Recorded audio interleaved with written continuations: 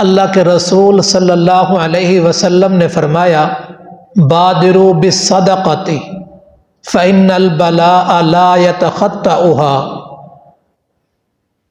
کہ صدقہ دینے میں جلدی کیا کرو کہ مصیبت صدقے سے آگے نہیں بڑھ سکتی۔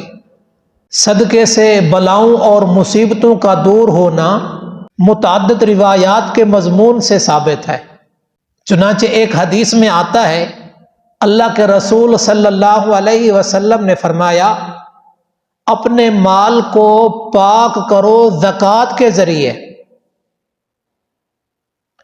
اپنی بیماریوں کا علاج کرو صدقے کے ساتھ، اپنی مصیبتوں کو دعاؤں سے دور کرو۔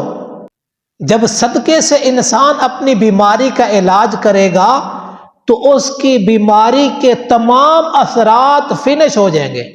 ایک حدیث میں آتا ہے کہ صدقہ 70 بیماریوں کا علاج ہے، جس میں کم سے کم درجے کی بیماری برص اور جذام ہے۔ پہلی امتوں کا واقعہ ہے، ایک شخص نے ایک گھونسلے سے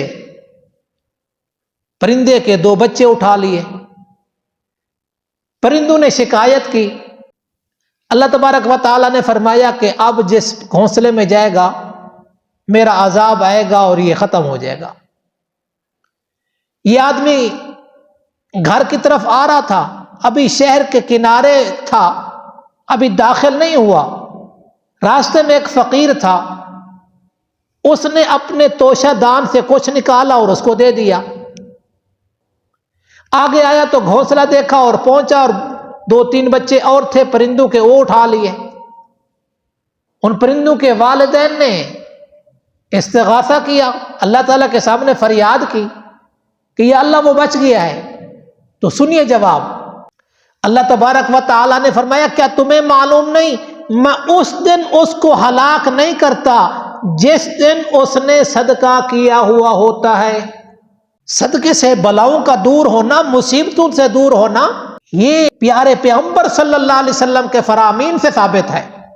کچھ عرصہ پہلے ایک ساتھی نے مجھ سے بات کی اور مجھے کہنے لگا کہ جی یہ مشہور بات ہے، اچھی بات کرنا، کسی کو معاف کر دینا، یہ صدقے سے بہتر ہے۔ میں نے کہا جی یہ صرف مشہور بات نہیں ہے، قرآن مجید میں ہے، لیکن آگے بھی کچھ ہے۔ تو انہوں نے کہا جی کیا ہے؟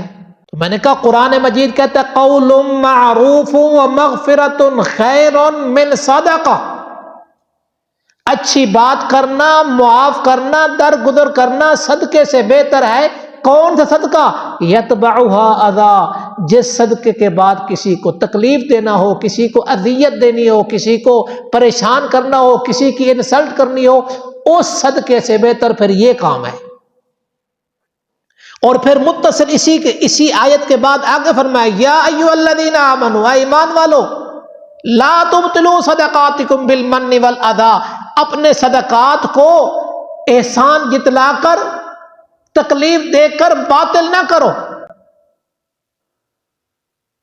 کالذی ينفق مالہ رئاء الناس، اس شخص کی طرح جو اپنا مال خرچ کرتا ہے لوگوں کو دکھانے کے لیے۔